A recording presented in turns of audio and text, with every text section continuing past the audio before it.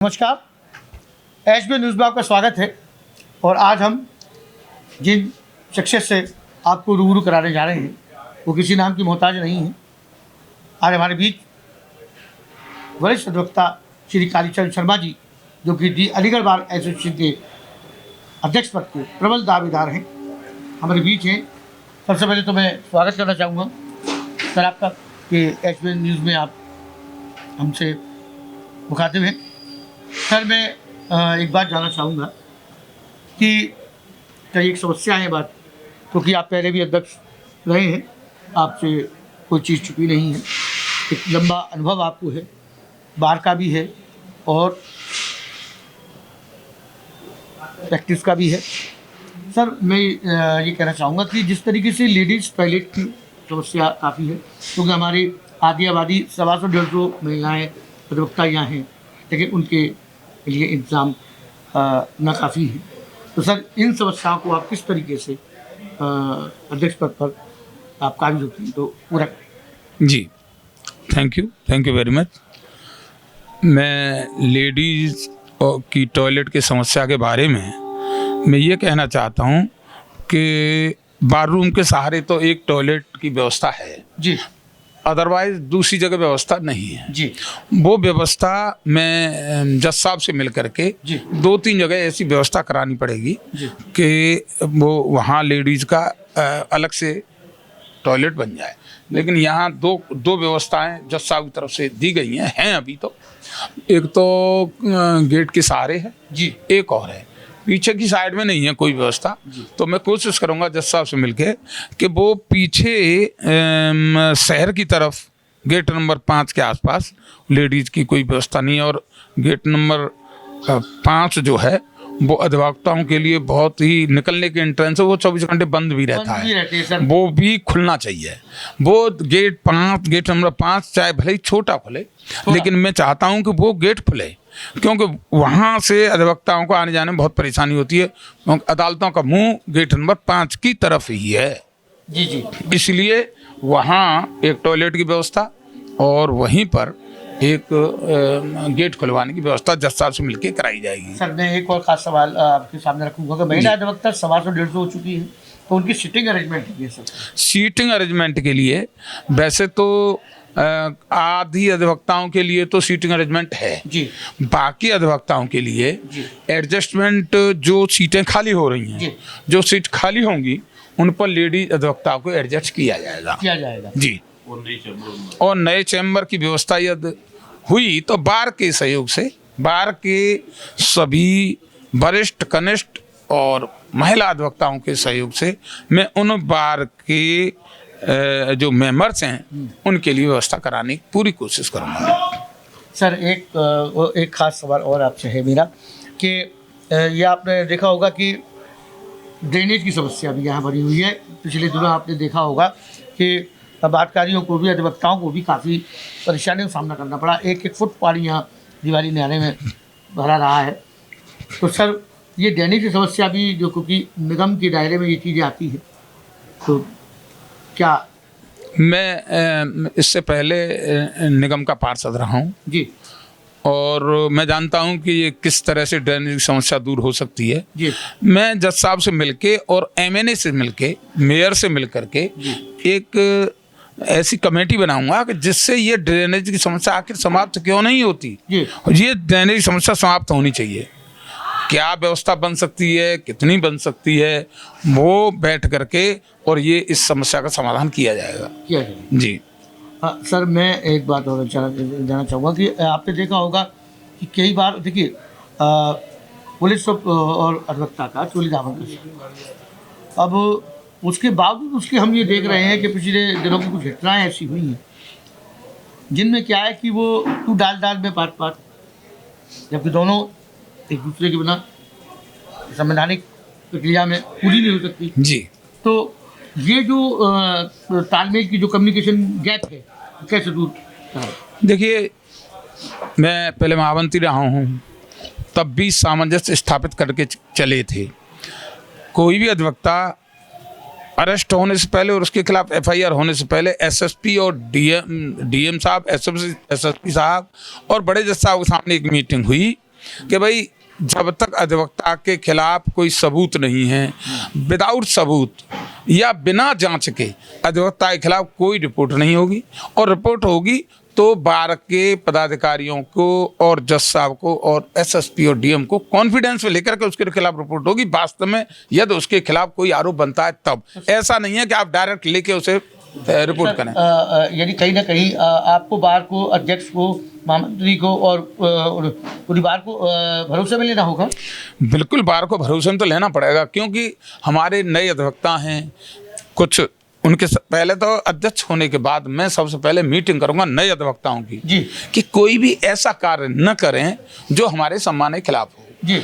हमको भी अपने तरफ देख करके और सामने वाले को तरफ करके स्थिति का आकलन करके काम करना होगा। ऐसा नहीं है कि आप बिल्कुल अपने अधिवक्ता की गरिमा को उन्हें खुद रखना होगा। उनके लिए मैं पद की गरिमा उन्हें रखनी होगी। हम अधिवक्ता हैं तो मैं उन अधिवक्ताओं से मिलकर के मीटिंग करूंगा कि कोई ऐसा काम न करें जिससे हमारी गरिमा को ठेस पहुंचे या कानून के शिकंजे।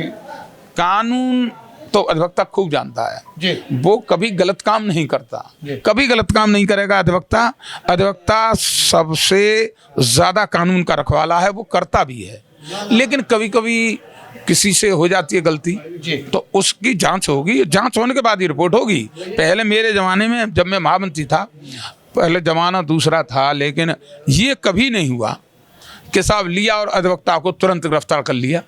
नहीं, पहले उनकी जांच होगी, जांच होने के बाद हम कहेंगे ठीक है भाई उसके खिलाफ आरोप हैं, तय हो जाए। हम देख तो नहीं कि भाई जबरदस्ती किसी इनलीगल आदमी को पकड़ ले गए। कहीं बार उस केस की निगरानी करेगी, निगरानी नहीं करेगी, पूरा सहयोग करेगी अपने अधिवक्ता का कि यदि ये गलत है तो और सही है तो हम पूरा पहले देख लेंगे।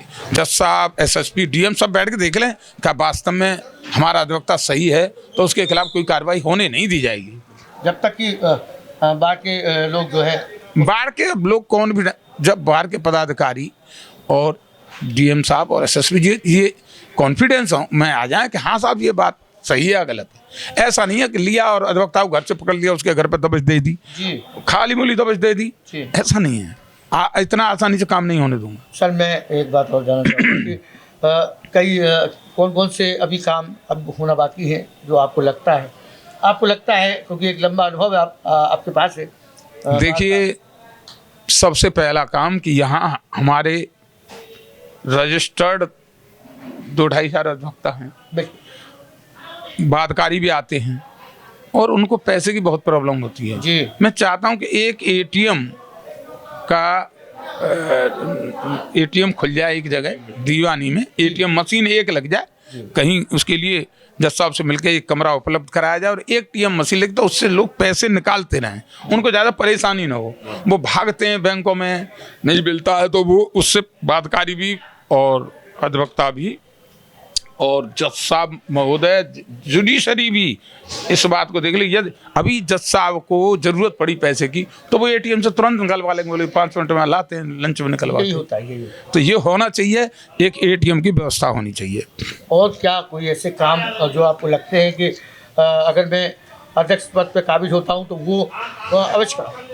नंबर 1, 24 घंटे में अपने अधिवक्ता के लिए तत्पर रहूँगा। रात को 12 बजे फोन आएगा, मैं उसकी समस्या का समाधान करने की कोशिश करूंगा, तन और मन, और मुझे जितना हो सके उतना मैं अपने धन से भी पीछे नहीं हटूंगा। उस अधिवक्ता की सुरक्षा के लिए, अधिवक्ता के दुख के लिए मैं हमेशा तत्पर रहूंगा।